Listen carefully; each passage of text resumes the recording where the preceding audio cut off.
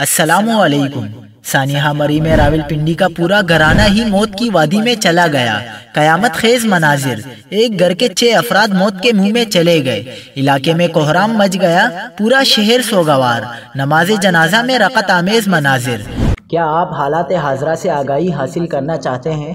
خبر کے پیچھے چھپے اصل حقائق جاننا چاہتے ہیں تو ابھی سبسکرائب کیجئے جلمل پاکستان کو اور ساتھ ہی گھنٹی کے نشان پر کلک کر دیں۔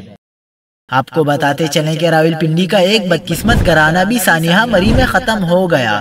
جاں بحق ہونے والوں میں کری روڈ کے رہائشی محمد شہزاد، ان کی اہلیہ، 2 بیٹے اور 2 بیٹیاں شامل ہیں۔ چین آشے علاقے میں پہنچنے پر اہل محلہ میں شامل تمام افراد کی آنکھیں اشکبار ہو گئیں۔ راولپنڈی سے تعلق رکھنے والے ایک ہی خاندان کے 6 افراد کی نماز جنازہ راول پارک میں ادا کی گئی۔ اس موقع پر ہر آنکھ اشکبار تھی۔